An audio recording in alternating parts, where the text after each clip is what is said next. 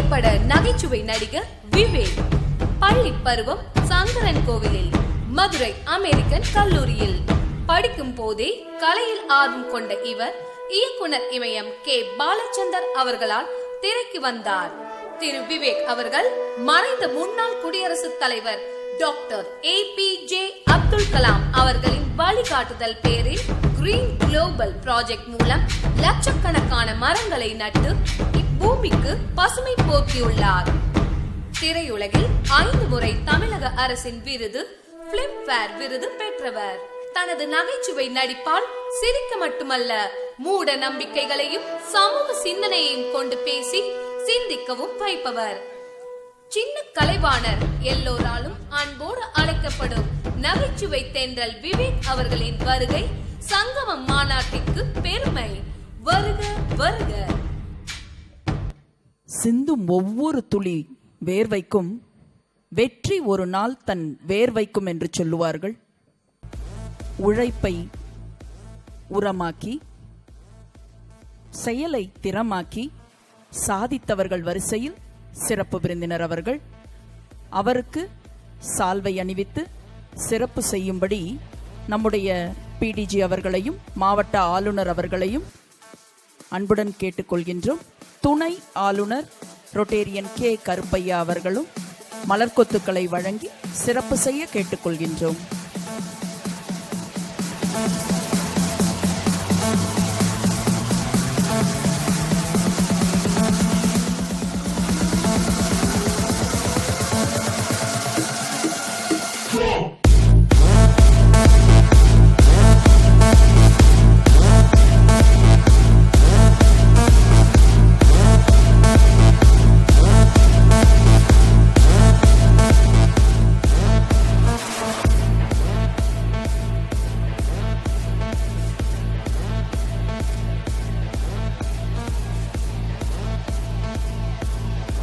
உழைப்பும் ஊக்கமும் சேருகின்ற சமயம் நம் கைகளில் வரும் இமயம் தொட்டதெல்லாம் அமையும். மகிழ்ச்சியில் பூக்கும் இதயம், மகிழ்ச்சியும் பூக்கும் இதயத்தோடு சங்கமித்திருக்கின்ற இந்த வேளையில் சிறப்பு விருந்தினர்கள்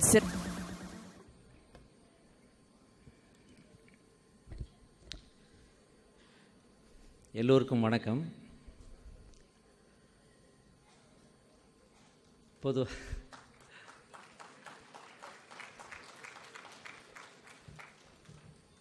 எல்லாரும் சாப்பாட்டு நேரம் கொஞ்சம் பசியாக இருப்பீங்கன்னு நினைக்கிறேன். இல்லை சாப்பிட்டு வந்துட்டிங்களா தெரியல. பொதுவாக இந்த மாதிரி கூட்டங்களில் முதல்ல தலைவர் பேசுவார், அப்புறம் வேறு சில பேர் பேசுவாங்க, அதுக்கப்புறம் சிறப்பு சொற்பொழிவாளர்னு சொல்லி ஒரு டைம் கொடுத்து தான் என்னை கூப்பிடுவாங்க. இப்போ படக்குன்னு கூப்பிட்டோன்னே ஒன்றும் பிடிபட மாட்டேங்குது. இதில் நான் to be very frank with you all, நான் நிறைய இந்த சுழற்சங்கமோ அல்லது அந்த அரிமா சங்கங்களோ நான் நிறைய போனதில்லை, to be very frank sir. காரணம் என்னென்னா, எல்லா இது மாதிரி சங்கங்களிலும் எனக்கு தெரிந்தவர்கள் எல்லா ஊர்லேயும் இருக்காங்க. நான் ஒன்றுக்கு சென்று ஒன்றுக்கு செல்லவில்லை என்றால் கோபித்துக் கொள்கிறார்கள். அதுக்கு போனேன், அந்த சாப்டருக்கு போனேன், இந்த சாப்டருக்கு வர மாட்டியா அப்படின்னு கேட்பாங்க. அதனால் அஸ் அ பாலிசி நமக்கு ஏன்னா எல்லா ஊர்லேயும் உலகம் முழுக்க இருக்கின்ற ஒரு அமைப்பு சுழற்சங்க அமைப்பு. உங்களுக்கு கூட நீங்கள் கைத்தட்டிக்க மாட்டீங்களா? உலகம் முழுவதும் மனித குலத்திற்கு சேவை செய்ய வேண்டும் அப்படின்ற ஒரு உன்னதமான நோக்கத்தோடு ஆரம்பிக்கப்பட்ட ஒரு உத்தமமான அமைப்பு ரோட்டரி இன்டர்நேஷ்னல். ஆனால் எல்லா சாப்டர்லையும் எல்லா ஊர்லேயும் வான்னு கூப்பிட்டா இந்த சிங்கிள் பாடி எப்படி தாங்கும்? அதனால் அஸ் அ பாலிசி நான் சரி வேண்டாம் அப்படின்னு வச்சுருந்தேன். ரொம்ப வருந்தி அழைக்கின்ற ஒவ்வொரு 2 கூட்டங்கள், சின்ன கூட்டங்களுக்கு தான் சார் போயிருக்கேன். இவ்வளோ பெரிய க்ரௌடை நான் ரோட்டரியில் இதான் ஃபஸ்ட் டைம் பார்க்குறேன். ஆக்சுவலாக கோட்டு போட்டால் நல்லா இருக்குன்றதே நான் ரோட்டரியை பார்த்து தான் கண்டுபிடிச்சேன்.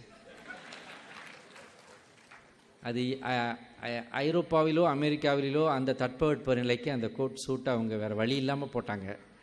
ஆனால் நாம் காது வழியாகவும் மூக்கு வழியாகவும் புகை போகிற அளவுக்கு வெயில் அடித்தாலும் அந்த கோட் போட்டால் தான் நமக்கு அந்த அந்த கம்பீரம் வருது அப்படின்னு. இது அதனுடைய அவங்களுடைய ஃபார்மாலிட்டிஸ். அது மட்டும் இல்லை, கூட்டம் ஆரம்பிக்கும்போது இதில் கொஞ்சம் பெல்லுலாம் அடிப்பாங்க. ஒரு வாட்டி நான் போயிருக்கேன், இங்கே பெல் எதுவுமே அடிக்காதனால எனக்கு ஒன்றும் பிடிபடலை. அதனால தான் திடீர்னு கூப்பிட்டோடனே ஒன்றும் எனக்கு என்ன தலைப்பு கொடுத்தாங்கன்னா, செய்வன திருந்தச் செய் அப்படின்ற டைட்டில் எனக்கு கொடுத்துருக்காங்க. செய்வன திருந்தச் செய், செய்கிறத கரெக்டாக பண்ணு. இது யார் ஃபஸ்ட்டு சொன்னான்னா, யார் சொன்னாங்க ஃபஸ்ட்டு? செய்வன திருந்தச் செய் அப்படின்றது தமிழ் இலக்கியத்தில் வர்ற ஒரு வார்த்தை. இந்த தமிழ் இலக்கியத்தில் வர்ற இந்த வார்த்தையை முதலாக சொன்னது யார்? ஔவையார். ஔவையார் தான் ஃபஸ்ட்டு ஆத்திச்சூடியில் சொன்னாங்க, செய்வது திருந்தச் செய். ஆனால் இப்போ அதுக்கு அர்த்தமே மாறிடுச்சு. அப்போ ஔவையார் சொன்னது, நல்ல காரியங்களை செய்யும்போது அதை சரியாக செய்யுங்கள், தவறு விடாமல் செய்யுங்கள் அப்படின்றதுக்காக செய்வன திருந்தச் செய்ன்னு சொன்னான். ஆனால் இன்னைக்கு இதுக்கு அர்த்தமே வேற. புரிஞ்சவங்க புரிஞ்சுக்கங்க. அது எப்படின்னா, செஞ்சிருவேன். ஒரு தப்பான காரியத்தை செய்கிறத கூட செஞ்சிருவேன் அப்படின்னு சினிமாவிலே வந்துருச்சு இந்த டைலாக்கு. ஸோ இப்போ அதுக்கு அர்த்தம் வேறு. ஆனால் ஒரிஜினலாக அதோடைய அர்த்தம் ஒரு காரியத்தை செய்யும் பொழுது அதை திறம்பட, பழுது இல்லாமல், தவறு இல்லாமல், குற்றம் இல்லாமல், திறம்பட மிகச் சரியாக செய் அப்படின்றதான் ஔவை மூதாட்டி சொன்ன வார்த்தை இது. இந்த ஒரு வார்த்தையை கண்டுபிடித்து விவேக்கை பேச சொல்ல வேண்டும் என்று நினைத்த அந்த உள்ளம் இந்த ரோட்டரி இன்டர்நேஷனல் யாருடையது என்று தெரியவில்லை. அதற்கு உங்களுடைய பலத்த கரகோஷத்தோடு அவங்களுக்கு அந்த நன்றியை தெரிவிச்சுக்க விரும்புகிறேன். ஏன்னா எங்களுக்கும் இந்த மாதிரி ஏதாவது டைட்டில் கொடுத்தா தான் எங்களுக்கும் வேலை செய்யும். இல்லாட்டி ஒரு 10 ஜோக் அடிச்சுட்டு போயிடுவோன்னு நினைப்போம். இப்படி நீங்கள் ஒரு ஆக்கப்பூர்வமான ஒரு திசையில் என்னை திருப்பி விட்டுருக்கீங்க பாருங்கள். எப்படி பாரத ரத்னா டாக்டர் ஏபிஜே அப்துல் கலாம் அவர்கள் மரம் நடுங்கள் என்ற ஒரு திசையில் என்னை திருப்பி விட்டாரோ, அதே போல் ஒரு நல்ல டாப்பிக்கை கொடுத்து இதை பற்றி கொஞ்ச நேரம் பேசு, அது எவ்வளோ பிளேடாக இருந்தாலும் நாங்கள் கேட்குறோம் அப்படின்னு சொல்லி என்னை கூப்பிட்டு நிறுத்தியிருக்கீங்களே, உங்களுக்கு நான் எப்படி நன்றி சொல்கிறது? ஆக இந்த விழாவிலே இங்கே மாவட்ட ஆளுநராக அமர்ந்திருக்கும் டி சண்முக சுந்தரம் அவர்களே, மாவட்ட முதல் பெண்மணி மலர்விழி சண்முக சுந்தரம் அவர்களே, மற்றும் தலைவர் வி ஞானசேகரன் அவர்களே, செயலாளர் பி ஜெகதீசன் அவர்களே, திரு டிஸ்ட்ரிக்ட் ட்ரெயினர் திரு என் அசோகா அவர்களே, பிரசிடெண்ட் ஆர்சி சேலம் திரு இசி இளஞ்செழியன் அவர்களே, மற்றும் அசிஸ்டன்ட் கவர்னர் வெள்ளையாக இருந்தாலும் கருப்பையா என்று பெயர் வைத்திருக்கும் திரு கருப்பையா நண்பர் அவர்களே, மற்றும் இங்கே கூடியிருக்கின்ற ஏராளமான சுழற்சங்க உறுப்பினர்களே, நண்பர்களே, குடும்பத்தினர்களே, தாய்க்குலங்களே, சிறுவர் சிறுமியர்களே, இங்கே பிட்டு எடுத்துகிட்டு வந்திருக்கேன். இந்த பிட்டை பார்த்து உங்ககிட்ட கொஞ்சம் பேசலான்னு நினைக்கிறேன். ஏன்னா உங்கள்கிட்ட பேசும்போது உங்களுக்கு இன்ட்ரெஸ்டிங்காக கொஞ்சம் பேசணும்.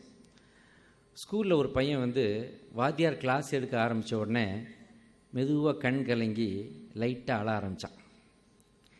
உடனே வாத்தியார், ஏன்ப்பா அழுற, இப்போ தானே கிளாஸ் ஆரம்பிச்சிருக்கேன். இல்லை சார், நீங்கள் என்னை பெத்த தாயை விட ஒரு படி மேலே சார் அப்படின்னு சொன்னான். உடனே வாத்தியாருக்கு இப்போ கண் கலங்கிருச்சு.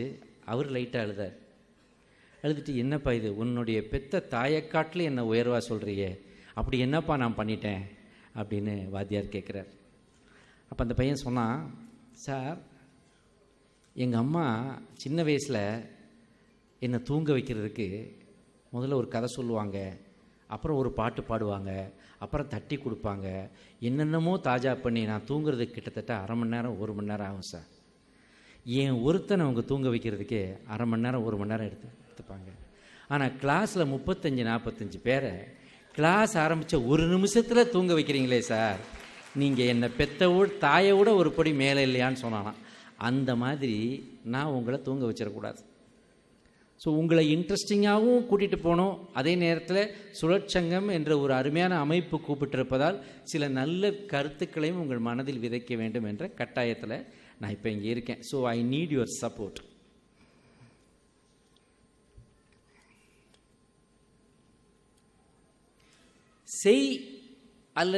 அதாவது செய்வன திருந்த செய்ன்றது ஒரு ஓரமாக வச்சுருவோம். முதல்ல அந்த செய்ன்ற வார்த்தை எடுக்கணும். ஏதாவது செய்தால் தானே அப்புறமா திருந்த செய்ய முடியும். நீங்கள் பார்த்தீங்கன்னா டூ இட், செய் அல்லது செத்துமடி, இதை சொன்னது பேரறிஞர் அண்ணா. யூ டூ ஆர் டை அப்படின்னு முதல்ல அந்த வார்த்தையை சொன்னவர் தமிழ்நாட்டில் பேரறிஞர் அண்ணா சொன்னார். நீங்கள் நைக் ஷூவில் பார்த்தீங்கன்னா ஒரு வார்த்தை போட்டிருக்கும். அதில் என்ன எழுதியிருக்கும்னா, நைக் ஷூவில் டூ இட்.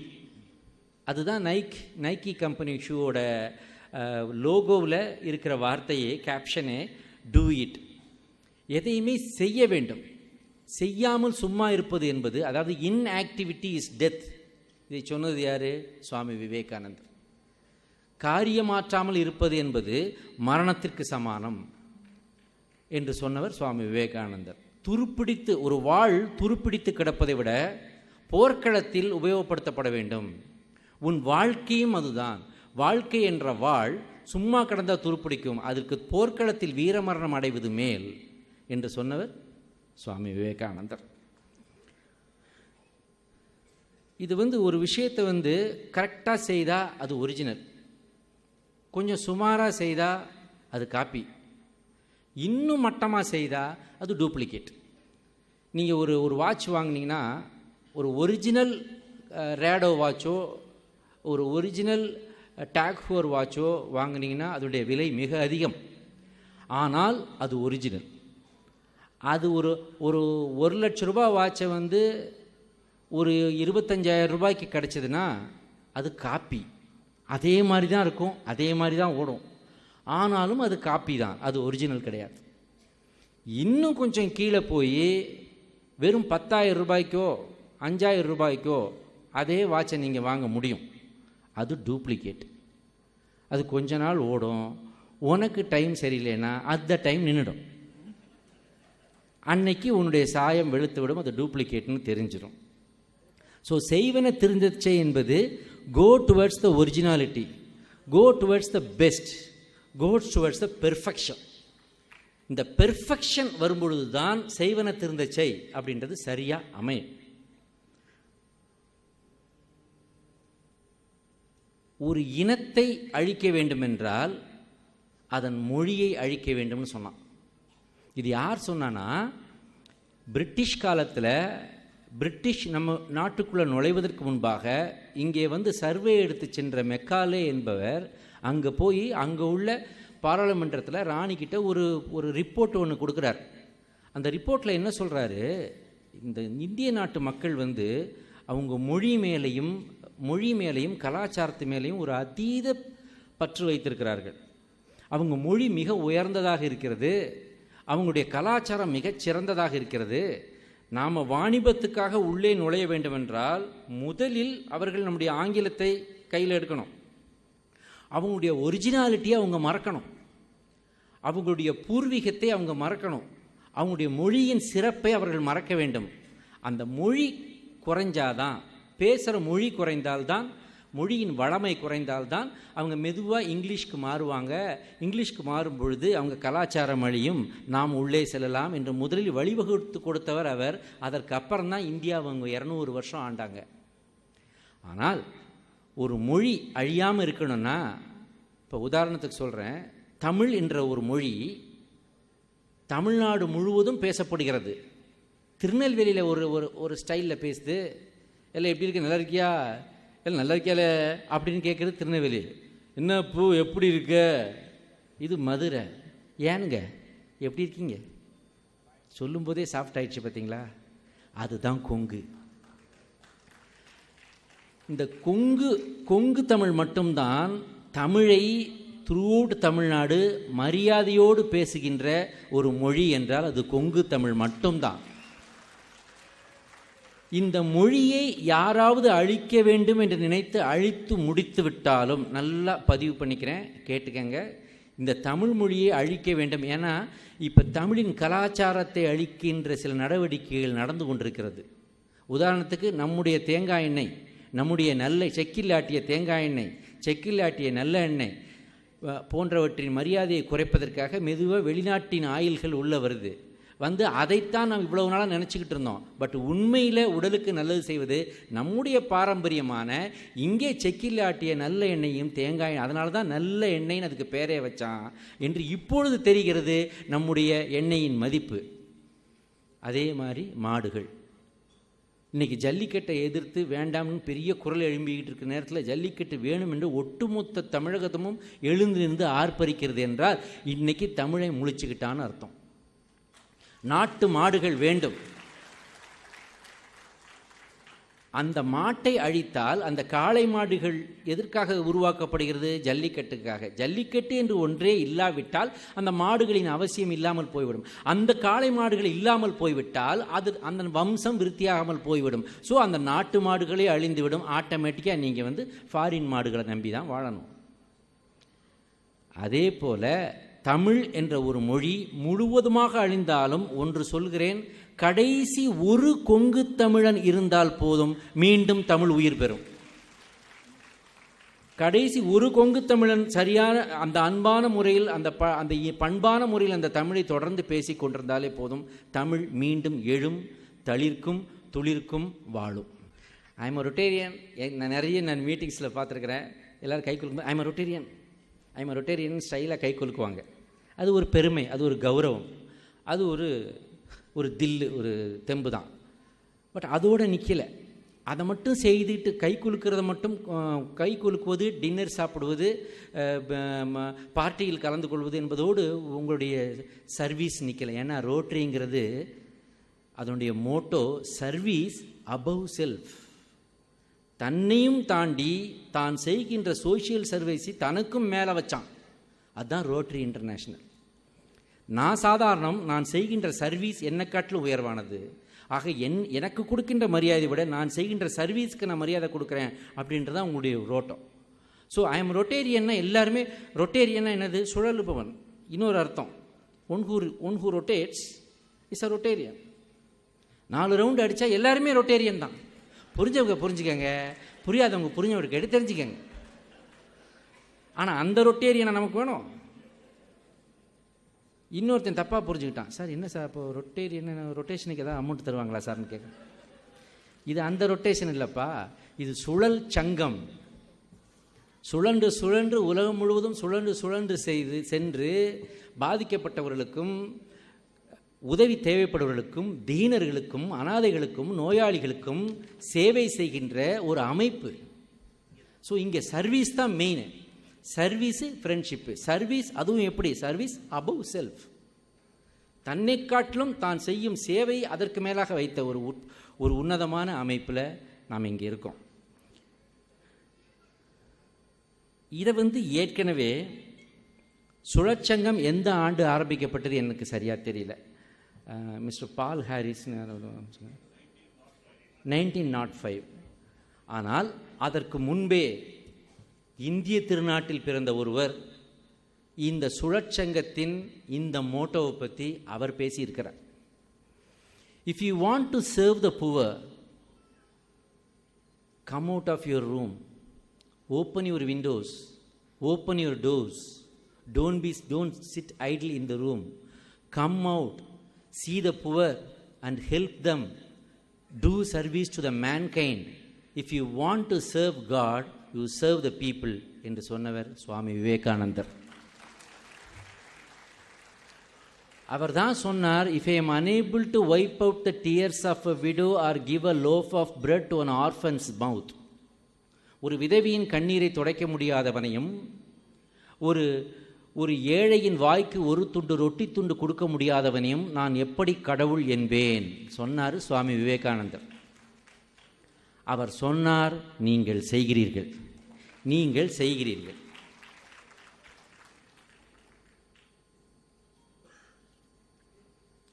கேர்ஃபுல்லாக இருக்கணும். செய்வன திருந்த செய். ஒரு விஷயத்தை கரெக்டாக பண்ணணும்.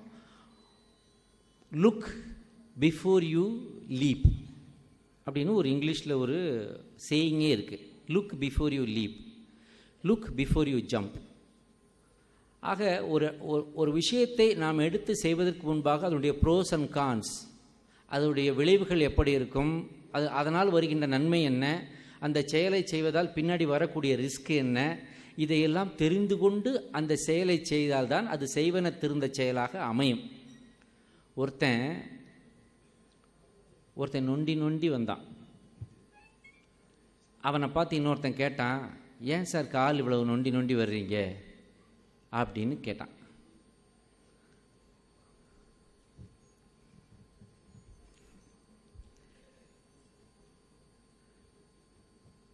அதாவது என்கிட்ட உங்கள் பேரை தப்பாக சொல்லிட்டாங்க.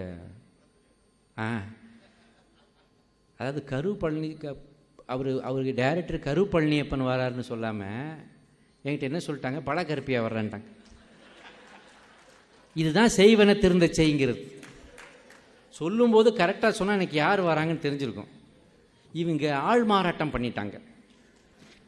பழக்கருப்பையா எதுக்கு வராருக்கே எனக்கு ஒன்றும் புரியல. அவர் நல்ல பேச்சாளர், இலக்கியமும் பேசுவார், அரசியலும் பேசுவார். நீங்களும் யூடியூப்பில் இப்போ ரீசெண்டாக அவர் பேசுகிறதெல்லாம் கேட்டிருப்பீங்க. ஸோ அவர் வரார் போல இருக்கே, ஐயோ இது ஒரு பொலிட்டிக்கல் க்ரௌட் ஆகிடுமா, நம்ம மேடையில் ஏறி பேசுகிறோமேலாம் நினச்சிட்டு வந்தால் பெரிய ஒரு ரிலாக்ஸேஷன் சார் உங்களை பார்த்தது. இன்றைக்கி என்னுடைய கெரியரில் ஒரு பெஸ்ட்டு ஃபில்ம் எனக்கு கொடுத்தவங்க நீங்கள். பார்த்திபன் கனவு ஒரு பெஸ்ட் ஃபில்மு, பெஸ்ட்டு ஹியூமர் பண்ணியிருக்கேன் நான். அதில் இன்னமும் அந்த ஹியூமர் அடிச்சிக்க இன்னொன்று வேற யாரும் பண்ணல, நானும் பண்ணல. அதை இந்த இடத்துல பதிவு செய்ய விரும்புகிறேன். ஆக ஒருத்தன் நொண்டி வர்றான். இந்த நொண்டி வர்றவனை பார்த்து ஒருத்தன் கேட்டான், ஏன் சார் கால் நொன்றீங்கன்னு கேட்குறான். அதுக்கு அவன் சொல்கிறான், அதோ பாருங்கள் சார் அங்கே ஒரு பள்ளம் தெரியுதா அப்படின்னு கேட்டான். ஆமாம் சார், அது நேற்று எனக்கு தெரியல சார்மா. புரிஞ்சவங்க புரிஞ்சுக்கங்க. அவன் என்ன கண்டிஷனில் போனானோ, மீட்டிங் முடிச்சுட்டு பார்ட்டிக்கு போயிருக்கலாம், புரிஞ்சவங்க புரிஞ்சுக்கங்க. ஸோ அவன் சொன்னான், இதுதான் செய்வன திருந்த செய். ஒரு சின்ன ப்ரிகாஷன், ஒரு காஷன் எடுக்காமல் செய்யக்கூடிய காரியங்கள் ரோடு கிராஸ் பண்ணுறேன், ரோடு கிராஸ் பண்ணும்போது ரைட்டு லெஃப்ட்டு பார்த்து தான் கிராஸ் பண்ணணும். பைக்கில் போகிற கண்டிப்பாக ஹெல்மெட் அணிய வேண்டும். இதெல்லாம் தான் சின்ன சின்ன விஷயங்கள். ஆனால் இதை நம்ம உதாசீனப்படுத்தும் பொழுது பின்னாடி எ ஸ்டிச் இன் டைம் சேவ்ஸ் 9. ஒரு விஷயத்தில் ஒரு சின்ன ஆணி ஒரு போட்டில் கலண்டிருக்குது, அதை சரி பண்ணாமல் ஒரு படகு மூழ்கி விடக்கூடிய அபாயம் இருக்கிறது. ஸோ சிறு விஷயங்கள் சின்னதாக இருக்கும்போது ஆக்சுவலாக ஈட் த பிக் ஃப்ராக் அப்படின்னு சொல்லுவாங்க, அது தப்பு. ஒரு ஃபேமஸ் சேயிங் இருக்குது, ஈட் த பிக் ஃப்ராக். என்னென்னா இருக்கிற ஒரு முன்னாடி 10 பிரச்சனை இருந்ததுன்னா அந்த 10 பிரச்சனையில் பெரிய பிரச்சனையை முதல்ல எடுத்துக்க, அதை சால்வ் பண்ணு அப்படிம்பாங்க. என்னை பொறுத்த வரைக்கும் நீ டென்ஷன் இல்லாமல் ஸ்மூத்தாக ஒவ்வொன்றா சால்வ் பண்ணுறது எப்படின்னாக்க, go from the small one.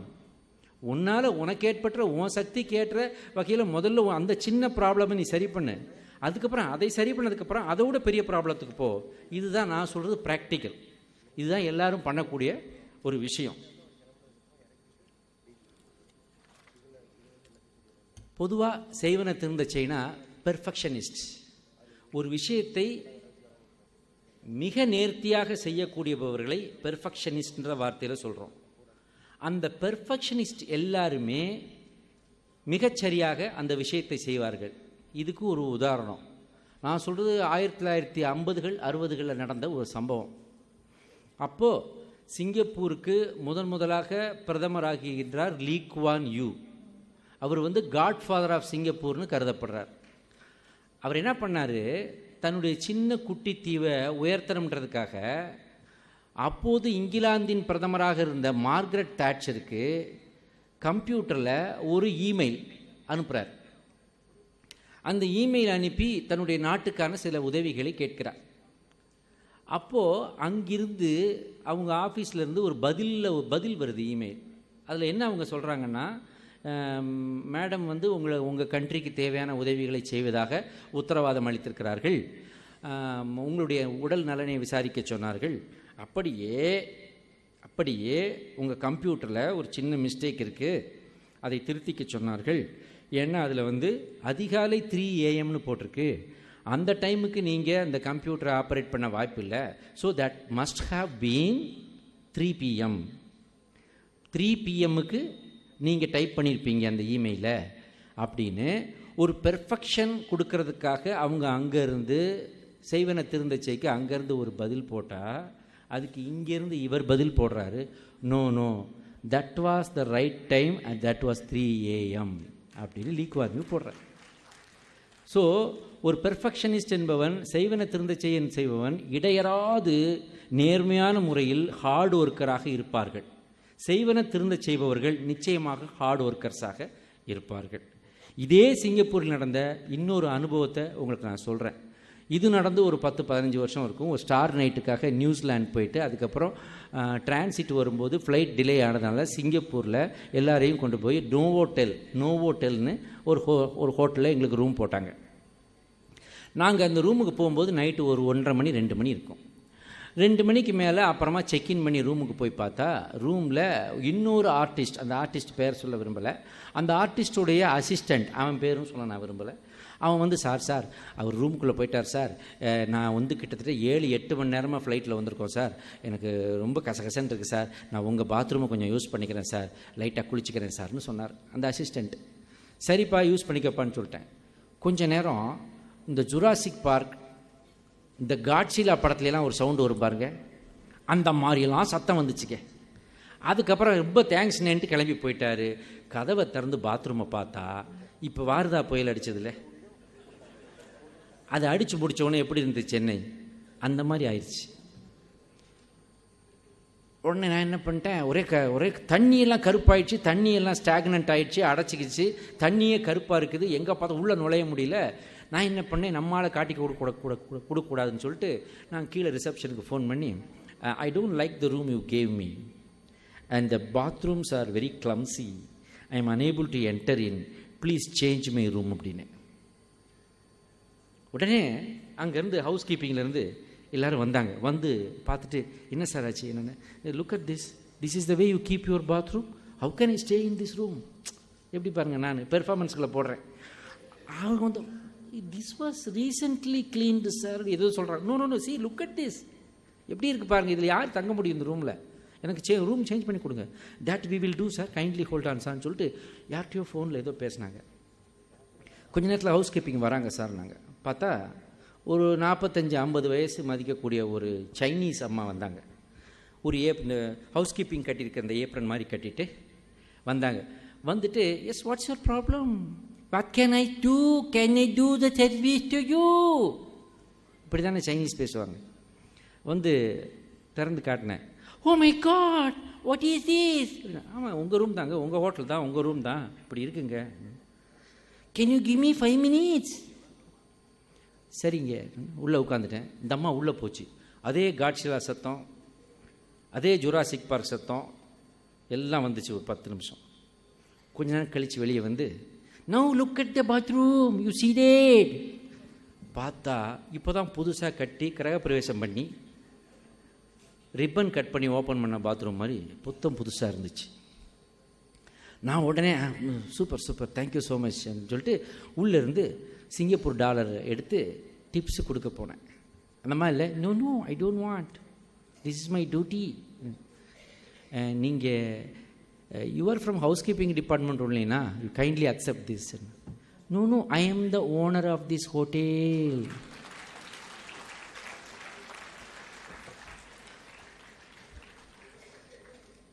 So இந்த மாதிரி ஹார்ட் ஒர்க்கர்ஸ் தான் செய்வன திருந்த செய்க்கு மிகச்சிறந்த உதாரணமாக இருப்பார்கள்.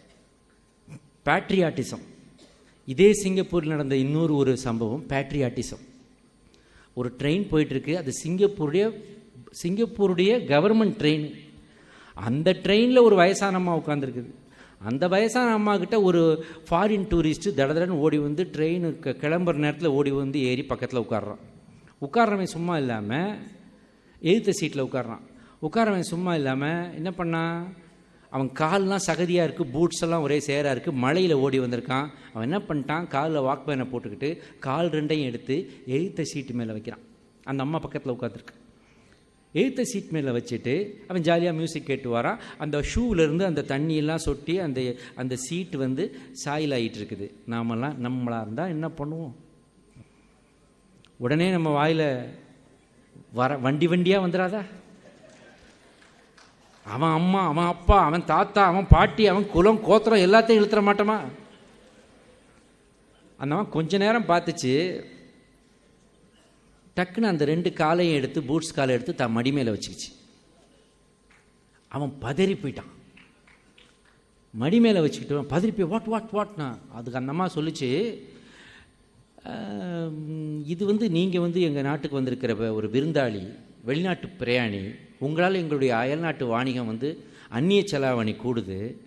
பட் இது எங்கள் கவர்மெண்ட்டோட ப்ராப்பர்ட்டி, சிங்கப்பூர் கவர்மெண்ட்டோட ப்ராப்பர்ட்டி. இதில் நீங்கள் கால் வச்சு இந்த சீட்டை சாயில் பண்ணிட்டீங்கன்னா நாளைக்கு இன்னொரு பேசஞ்சர் வந்து அடுத்தாப்பில் உட்கார முடியாது. என் ட்ரெஸ் அப்படி இல்லை, நான் வீட்டுக்கு போனோடனே வாஷிங் மிஷினில் போட்டு நான் கழுவிக்குவேன். உங்களை நான் இன்சல்ட் பண்ண விரும்பலை, அதே நேரத்தில் என் கண்ட்ரியோட ப்ராப்பர்ட்டி கெடுவதையும் நான் விரும்பவில்லை என்று சொன்னது. இது வந்து இது பாருங்க, இதுக்கு மேலே போகிறான் ஒருத்தன், இதுக்கு மேலே போகுது. இதுவே பஞ்ச் லைன் நமக்கு, இதுதான் இந்த கதையோட எண்டு. ஆனால் இதை ஒட்டு கேட்டுக்கிட்டு இருந்த ஒருத்தன் கவர்மெண்ட்டுக்கு போட்டு கொடுத்துட்டான். இந்த அம்மா வந்து இப்படி பண்ணிருச்சு. கவர்மெண்ட் என்ன பண்ணுச்சு, அந்த அம்மாவை கூப்பிட்டு அந்த அம்மாவுக்கு பல விருதுகளை கொடுத்து ஹானர் கொடுத்து சிங்கப்பூருக்குள்ளே எங்கே வேணாலும் ட்ரெயினில் பஸ்ஸில் போனாலும் அதுக்கு ஃப்ரீனுச்சு. ஒரு செய்யக்கூடிய விஷயத்தை திருத்தமாக செய்ததால் அந்த அம்மாவுக்கு ஒரு தேசிய கௌரவம் கிடைத்தது. நம்ம ஊரில் கல்யாணத்துக்கான நகையை வச்சுருப்பாங்க, பொண்ணு கல்யாணத்துக்காக பல பவுன் நகையை வச்சுட்டு பல லட்சக்கணக்கான பணத்தை வச்சுட்டு ஆட்டோவில் மறந்துட்டு போயிட்டா, அந்த ஆட்டோக்காரன் நேர்மையானவனாக இருந்து அதை கொண்டு போய் போலீஸ் ஸ்டேஷனில் கொடுத்தா அவனுக்கு 500 ரூபா கொடுக்குறாங்க. ஒரு ஆஃபுக்கே 500 பத்தாது. புரிஞ்சவங்க புரிஞ்சுக்கங்க, புரியாதவங்க புரிஞ்சவங்ககிட்ட கேட்டு தெரிஞ்சுக்கங்க. அப்போ அவன் என்ன, அவன் வந்து என்ன ஆகிறான், அவன் இழிச்சவன் ஆயிடுறான். அவன் அப்படியே எடுத்துக்கிட்டு எஸ்கேப் ஆகிருந்தான்னா என் ஆட்டோ நம்பரும் தெரியாது, ஒன்றும் தெரியாது. அவன் பெரிய ஆளாக இருந்திருப்பான். ஆனால் அவன் நேர்மையாக இருந்தான், அதனால் இழிச்சவாயனானான். ஆக இதை கொஞ்சம் யோசிக்கணும். ஒரு நேர்மையான காரியத்தை செய்யும் பொழுது அதற்கான கௌரவமும் அங்கீகாரமும் கிடைத்தால்தான் நேர்மை தொடரும்.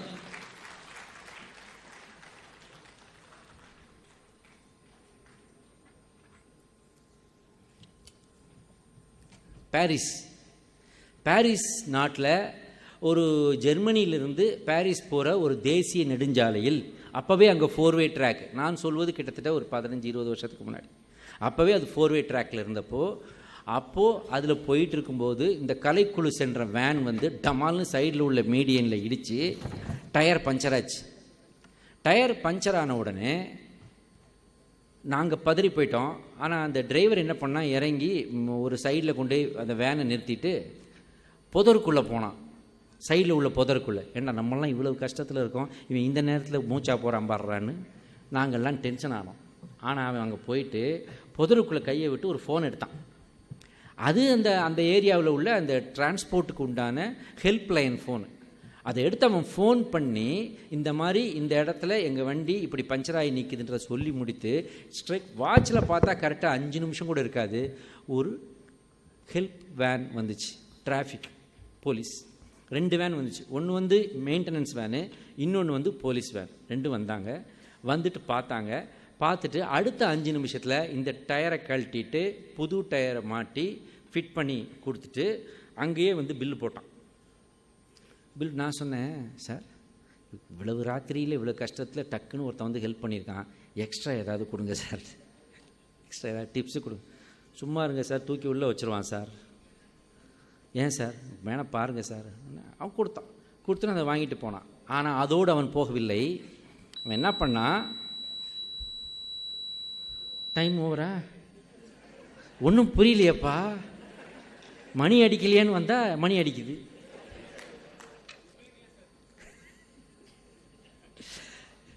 கொஞ்சம் தூரம் போய் அதுக்கப்புறம் அதோடு விடவில்லை. அவர்கள் அதற்கு மேல் எதுவும் சார்ஜ் பண்ணவும் இல்லை. அந்த டயருக்கு உண்டான அந்த தொகையை மட்டும் வாங்கி அதற்கு ரிசீப்ட் கொடுத்து விட்டு அதோடு கிளம்பலை. நம்ம ஊராக இருந்தால் என்ன தெரியுமா, சார் ஐயா வண்டியில் இருக்காங்க சார், பார்த்து செய்யுங்க சார். சரின்ட்டு 50 ரூபா கொடுத்தா, ஐயா ஏசி வேனில் இருக்கார் சார். ஸோ ஏசி வேனில் ஐயா இருந்தாருன்னா 50 ரூபா பத்தாதுன்னு அர்த்தம். அதில் அப்கிரேடேஷன்லாம் வேறு இருக்குது. இப்படி இருக்கிற சூழ்நிலை அவன் வாங்கிட்டு அவன் என்ன பண்ணிட்டான், அதோட கிளம்பி சல்லுன்னு திரும்பி போகலை, யூட்டன் அடித்து பின்னாடியே ஒரு 10 கிலோமீட்டர் வந்தான் அந்த போலீஸ். வந்துட்டு நான் போட்டிருக்க அந்த டயர் உங்களுக்கு கரெக்ட் அலைன்மெண்ட் இருக்கா, உங்களால் சரியாக பயணம் பண்ண முடிகிறதா, ஏன்னா அங்கே என்ன பண்ணுவாங்களாம், அந்த மாதிரி டயர் மாற்றினதுக்கப்புறம் ஒரு 5வது கிலோமீட்டரில் சரியாக இல்லைங்க, ஒரு சரியாக எங்களுக்கு ஃபிட் பண்ணலான்னு கம்ப்ளைண்ட் கொடுத்தாங்கன்னா அவன் மேலே போயிருமா. அதனால் நம்ம 10 கிலோமீட்டர் பின்னாடியே வந்து பார்த்துட்டு அதுக்கப்புறம் எங்களை ஓவர்டேக் பண்ணி கையாட்டிட்டு தேங்க்யூ விஷ் யூ குட் ஜேர்னின்னு சொல்லிட்டு போகிறான். இது அங்கு நடந்த ஒரு பெர்ஃபெக்ஷன், ஒரு நேர்மை, ஒரு நிகழ்வு. இந்த நிகழ்வை இந்த இடத்துல உங்களுக்கு நான் பதிவு செய்ய விரும்புகிறேன். அர்ப்பணிப்பு. கரிகாலன் கட்டிய கல்லணை இன்றைக்கி கரிகாலன் கட்டிய கல்லணை 2000 வருஷத்துக்கு மேலே ஆச்சு, இது வரைக்கும் இடியலை சார். ஆனால் நம்ம சென்னை ஏர்போர்ட்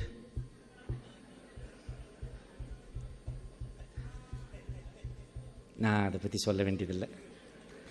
சொல்கிறதெல்லாம் சொல்லி முடிச்சிட்டேன் ஆல்ரெடி, உங்களுக்கே தெரியும்.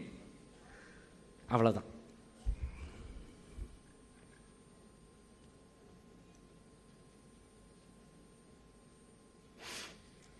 திருவள்ளுவர் சொல்கிறார், அதோட என்னோடய ஸ்பீச்சை முடிச்சுக்க விரும்புகிறேன். திருவள்ளுவர் சொல்கிறாரு, செய்வன திருந்த செய்க்கு மிகச்சிறந்த உதாரணமாக ஒரு குறளை சொல்லலாம். என்ன சொல்கிறாருன்னா, நோய் நாடி நோய் முதல் நாடி. அங்கே பிடிச்சிட்டாரு, நோய்க்கு மருந்து கொடுக்காத, நோய் நாடு, அதுக்கப்புறம் நோய் முதல் நாடு. நோய் நாடி நோய் முதல் நாடி அது தணிக்கும் வாய் நாடி வாய்ப்பை செயல் அப்படின்னு சொன்னார். ஒரு நோயாளி உங்கள்கிட்ட வந்தான்னா அவனுடைய நோய்க்கு ஸ்ட்ரைட்டாக மருந்து கொடுக்காம அந்த நோய் அவனுக்கு ஏன் ஏற்பட்டது, அதன் தொடர்பால் பல விஷயங்களை ஆராய்ச்சி செய்து அது இனிமேல் வராமல் இருப்பதற்கு அதன் முளையிலேயே அதை கிள்ளி அதை சரிப்படுத்துவது தான் சிறந்த மருத்துவன் அப்படின்னு சொல்கிறாரு. திஸ் இஸ் கால்டு செய்வன திருந்த செய்தல் அப்படின்னு சொல்கிறாரு. ஆனால் இப்போ உள்ள பெரிய பெரிய ஹாஸ்பிட்டல்லாம் உள்ளே போன உடனே நம்ம முகத்தை பார்த்த உடனே கம்ப்யூட்டரில் பில் அடிக்க ஆரம்பிச்சிடுறாங்க. சின்னதாக முழங்கால் வலிக்கு போனால் கூட உங்களுக்கு முட்டியை மாற்றணும் சார்ன்றான். என்னடா ஜட்டியை மாற்றுற மாதிரி இவ்வளோ ஈஸியாக சொல்கிற, முட்டியை மாற்றணுங்கிறாங்க.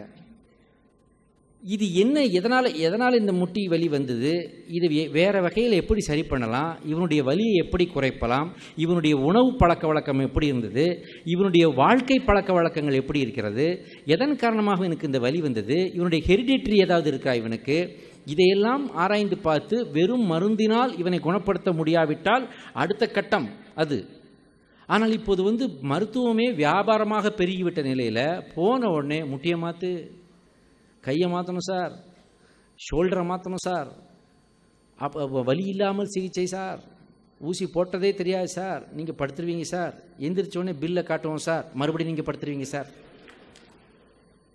இப்படி போயிட்டுருக்குது. இந்த சூழ்நிலையில் செய்வன திருந்த செய். உன் நினைவுகள் எதுவோ அதில் கவனமாக இரு. காரணம், உன் நினைவுகள் வார்த்தையாகின்றன. உன் வார்த்தைகள் எதுவோ அதில் மிக கவனமாக இரு. காரணம், உன் வார்த்தைகள் தான் பின்பு செயல்களாகின்றன. உன் செயல்கள் எதுவோ அதன் மேல் நீ கவனமாக இரு. பிகாஸ் தொடர்ந்து செய்யும் செயல்கள் உனக்கு பழக்கமாகின்றன. உன் பழக்கங்கள் எதுவோ, ஒரே ஒரு நாள் ஃப்ரெண்டு கேட்டான் சொன்னான் அப்படின்றதுக்காக ஒரே ஒரு லைட்டாக சிகரெட்டில் எதையோ கலந்து கொடுத்தான், இழுத்தான் ஒருத்தன். அது அடுத்த நாளும் செய்தான், அதற்கு அடுத்த நாளும் செய்தான், அதுக்கப்புறம் உன்னுடைய ஆக்ஷன் பழக்கமானது. அப்படி தான் மாற்றான். முதல் ட்ரிங்க் யாருக்குமே பிடிக்கிறதில்ல, அது உடம்பு அதை வெறுத்து அதை ஒதுக்குது. ஆனால் போராடுறான், அது கூட போராடி அதை ஜெயிக்கிறான். அதுக்கப்புறம் அதிலிருந்து அவனால் விடுபட முடியல, அது அவனை ஜெயித்து விடுகிறது. இதுதான். ஸோ உன் வார்த்தை ஆக்ஷன் ஆகுது, உன் ஆக்ஷன் பழக்கமாகுது, உன் பழக்கம் எதுவோ அதில் கவனமாகிறது. பிகாஸ் அது உன்னுடைய குணநலனாகிறது. உன் பழக்கம், your habits become your character. ஆக உன் பழக்கம் உன் குணநலனாகிறது. உன் குணநலத்தின் மேல் கவனம் வை, அது உன் வாழ்க்கையாகிறது. இதை சொன்னவர் சுவாமி விவேகானந்தர். செய்வன திருந்தச்சை. சிம்பிளாக அந்த காலத்திலே 5000 10,000 வருஷத்துக்கு முன்னாடியே ஒருத்தர் புலவர் சொல்லிட்டு போயிட்டாரு, தீதும் நன்றும் பிறர் தர வாரா. இதில் எல்லாத்தையுமே அடக்கிட்டார். நல்லதோ கெட்டதோ வெளியிலேருந்து வரல. No help comes from outside. Swami விவேகானந்தர் சொல்கிற வார்த்தை, no help comes from outside. எல்லாத்திற்கும் you are the creator of your own destiny. You can do anything and everything because all the forces are within you. Life strong, strength is your life and weakness is your death. If anything weakness, don't even touch at the tip of your toe. ஏதாவது உன்னை பலகீனப்படுத்தும் என்றால் அதை உன் கால் கட்டை விரலால் கூட தீண்டாதே. இப்படிலாம் சொல்லி வச்சுட்டு போயிருக்காங்க. ஆனால் அதை நம்ம எவ்வளோ ஃபாலோ பண்ணுறோம் தெரியாது. ஆனால் நாம் செய்கிற அன்றாட செயல்கள்லையாவது ஓரளவுக்கு அதை பெர்ஃபெக்டாக பண்ணுவோம். ஏன்னா மரம் நடுறதுக்குன்னு போனேன். இது வரைக்கும் தமிழ்நாட்டில் 27,73,000 மரக்கன்றுகளை நட்டிருக்கிறேன்.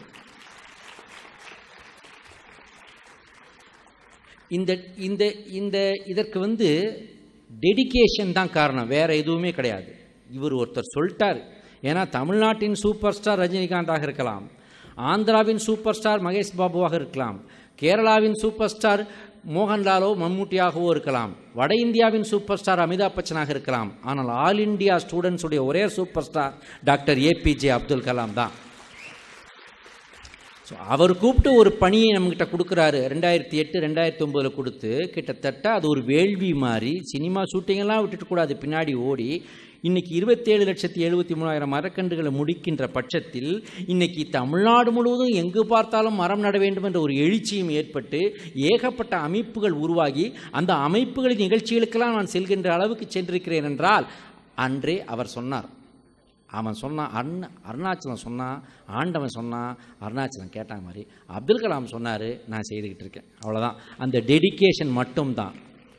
அப்படிப்பட்ட உயர்ந்த மனிதர்கள் ஒரு விஷயத்தை சொல்லும் பொழுது ஆட்டோமேட்டிக்காகவே அது செய்வன திருந்த செய்யாகத்தான் இருக்கும். அதை அப்படியே காப்பி அடித்தாலே போதுமானது, நமக்கு அதனுடைய ரிசல்ட் நிச்சயமாக கிடைக்கும். மிக உயர்ந்த ஒரு அமைப்புக்காக இங்கே உங்களிடம் பேசியதும் சில கருத்துக்களை உங்களோடு பகிர்ந்து கொண்டதையும் நான் கௌரவமாகவும் பெருமையாகவும் கருதுகிறேன்.